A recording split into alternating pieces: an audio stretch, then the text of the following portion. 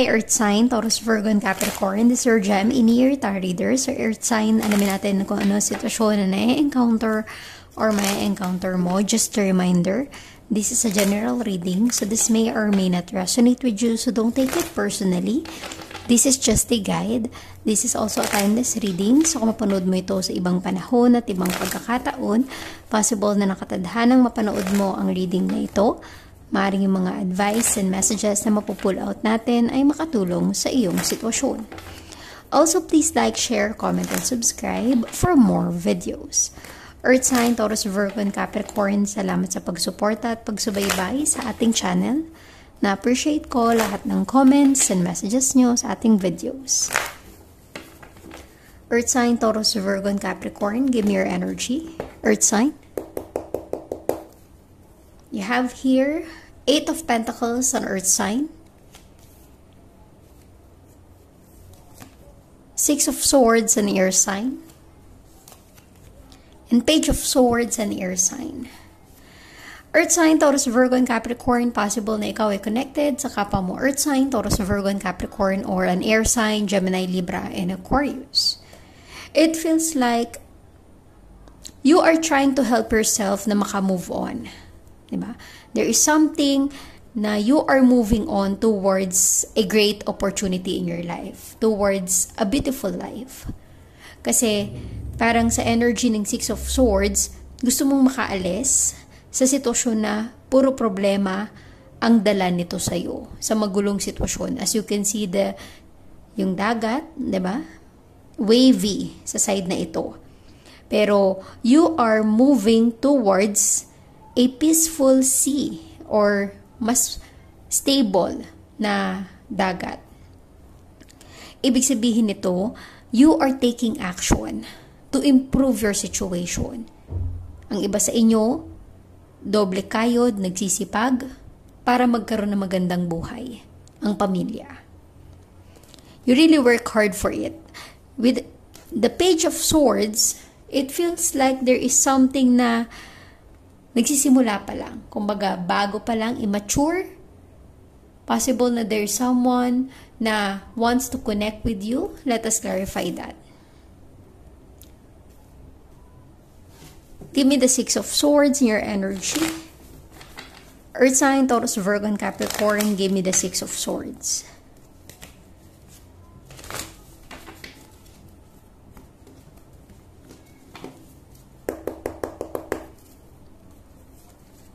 You have the 4 of Swords, an air sign. You want to have a peaceful life. Gusto mo yung mapayapang buhay, yung walang gulo, walang problema. Kasi nafe-feel ko sa energy mo, Earth sign, maaaring may magulo sa inyong pamilya ngayon. Hindi lang pamilya mo involved, pati kamag-anak nyo nakikigulo sa sitwasyon. I'm really getting an energy na gusto mong makaalis sa magulong buhay na meron kayo. Gusto mong mabigay sa pamilya mo yung tahimik na buhay. Tahimik at masayang buhay. With the 4 of Swords, you are trying to have a peaceful life. You are trying your best na maalis yung problema sa buhay nyo. Kahit papaano, makawala sa magulong sitwasyon. Kung ano man yung pinagdadaanan mo within your family. Kung kasama pa yung mga kamag-anak nyo sa gulo or sa sitwasyon, hindi ka nawawalan ng pag-asa na someday mababago rin ito. Tingin ko you are doing your best para maibigay sa pamilya mo yung mapayapang buhay. Makaalis sa gulo, makaalis sa problema. Let us see. Give me the 8 of Pentacles in your energy. Earth sign, Taurus, Virgo, and Capricorn, give me the 8 of Pentacles.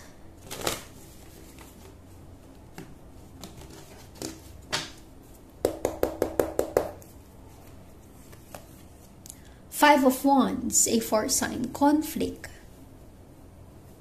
Diba? May magulo sa iyong buhay. Gusto mong makaalis sa magulong sitwasyon, sa conflict na ito. Kaya nga yung iba, maaaring earth sign, papakabisi ka sa trabaho. Kumakayod para makapag-ipon, para makaalis ng lugar. Tingin ko ang iba sa inyo may planong umalis ng lugar nyo. Possible na ibang bansa, kung kakayanin.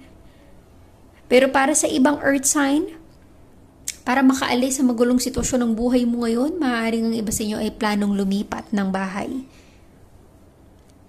Nag-iipon ka lang para magawa yung mga plano mo.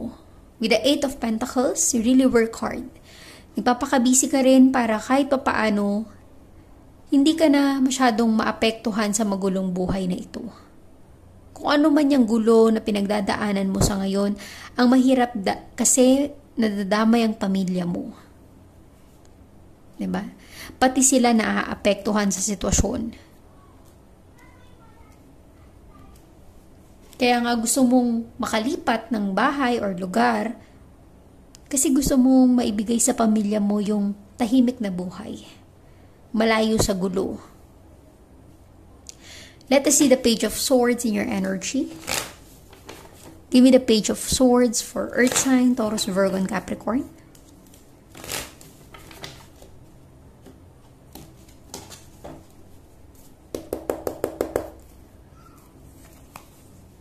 Nine of Cups, a water sign. Possible na ikaw involved with a water sign, Cancer, Scorpio, and Pisces. But with the Page of Swords, it feels like there is someone na gustong makipag-communicate sa'yo, makipag-ayos, or makipag-usap, pero wala siyang action na ginagawa. May pag-aalinlangan kasi feeling niya, masaya ka na sa kung anong meron ka ngayon, kung nasan ka man ngayon. It feels like Earth sign, Taurus, Virgo, and Capricorn in the near future. Kung kanino ka man lumayo or umalis, kung sino man yung iniwan mo, kung sino man yung nagbigay ng conflict sa buhay mo, tingin ko gusto niyang makipag-usap sa iyo with the Page of Swords pero wala siyang lakas ng loob na gawin iyon or kausapin ka. Kung ano man yung problema ang pinagdadaanan nyo, tingin ko etong person na ito yung nagkamali sa sitwasyon. Kaya nag-aalinlangan siya kasi feeling niya hindi mo siya bibigyan ng pagkakataon na i-explain yung sarili niya. With the Nine of Cups, nararamdaman ng person na ito masaya ka na sa buhay mo.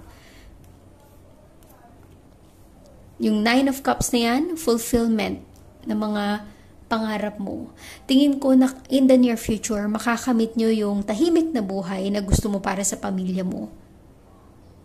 At possible na kung sakali man na magkaroon ng lakas ng loob yung Page of Swords na ito, nakausapin ka, possible na may mag-reach out sa'yo or mag-message sa'yo in the near future.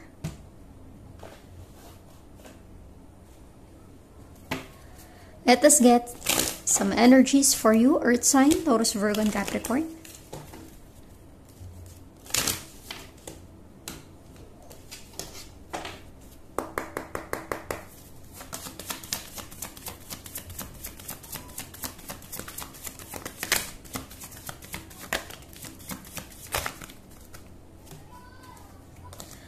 Okay, you have here Earth sign, Coffin. Endings bring new beginnings. You really want to have a new beginning for your family, a new life. Gusto mong magbago yung buhay nyo ng pamilya mo. You really want to change your situation. You have child, di ba? Gusto mong mabigyan ng tahimik na buhay, masayang buhay yung pamilya mo, yung anak nyo. Kung ano man yung conflict na pinagdadaanan nyo, gusto mong maiiwas yung pamilya mo, yung anak mo sa gulong ito. Maaaring gulong pamilya ito. Pero ayaw mong madama yung anak mo.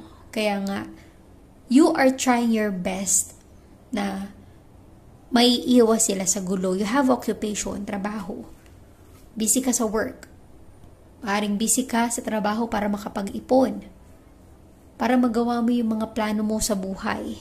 Mabigyan ng tahimik na pamumuhay yung pamilya mo. ito sa ngayon yung priority mo. Your work, your family, yung mga anak mo kung meron man. Parang sila yung nagbibigay sa'yo ng motivation para magsipag pa at magkaroon ng magandang buhay.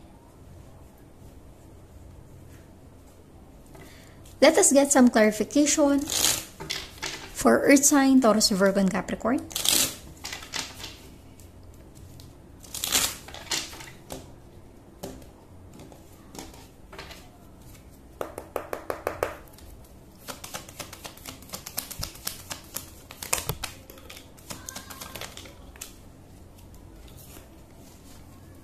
Okay. Earth sign, you have here Five of Pentacles sa Earth sign. Diba? Yung tipong pinagkaitan kayo ng tadhana. Yung mga taong inasahan nyo pero hindi pala maaasahan. Ni-let down kayo. Five of Pentacles. Kahirapan sa buhay. Tingin ko dinadanas nyo to kaya gusto mo ng pagbabago. Magulo yung sitwasyon. Ang daming problema, ang daming nakikihalo, nakikigulo, nakikisawsaw sa problema ng pamilya. Five of Pentacles. Hirap lang yung dinanas mo sa buhay na ito. Kaya nga gusto mo ng pagbabago. Nine of Wands, a fire sign. Hirap na ka na kasi nakikita mo yung pamilya mo, yung anak mo na naaapektuhan na at nadadamay. Sa gulo ng buhay mo, sa gulo ng sitwasyon, ang daming hadlang, ang daming balakid, you really want to change the situation, Earth sign. You have Two of Wands, a fire sign. Possible na iba sa inyo may planong magtrabaho sa ibang bansa. Gaya nga ng sabi ko, maaaring ang iba sa inyo lumipat ng ibang lugar. Lumipat ng ibang bahay. Because you really want to change something. You want to have a happy life. Ten of Pentacles. Tahimik na buhay. Kasama yung pamilya mo. Kasama yung anak mo. Tahimik at masaganang buhay. Kaya nga siguro busy ka sa pagtatrabaho.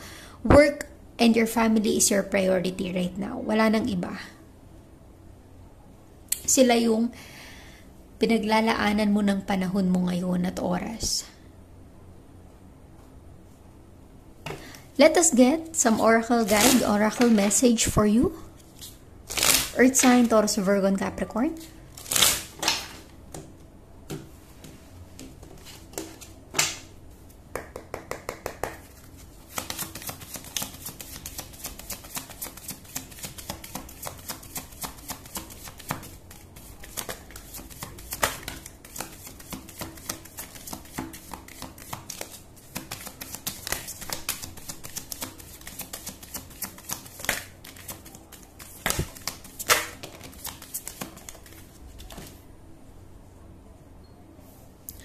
Okay.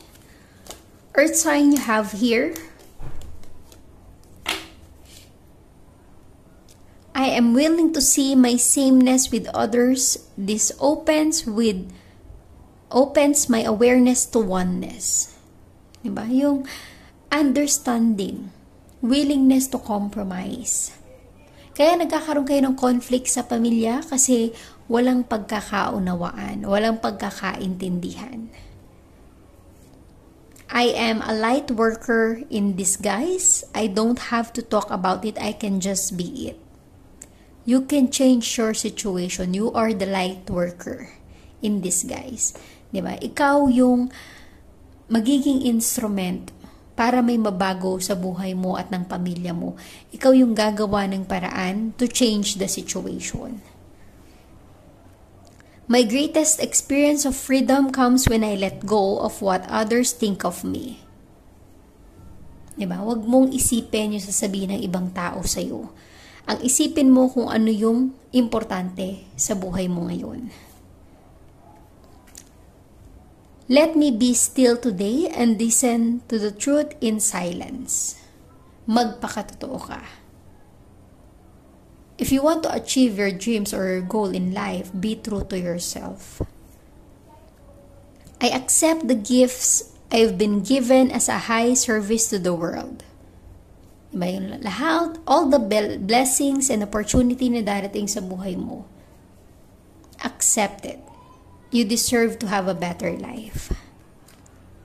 I send a prayer of love to all beings in need of a miracle. Also, kung so much blessings ang dumating sa buhay mo,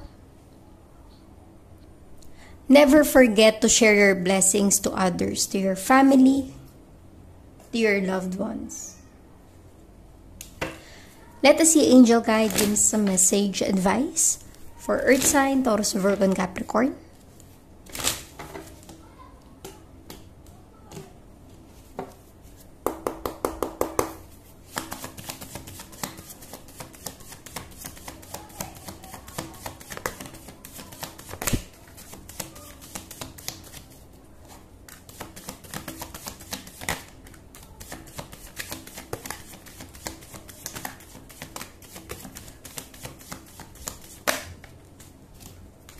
Okay. Earth sign, you have here, let go.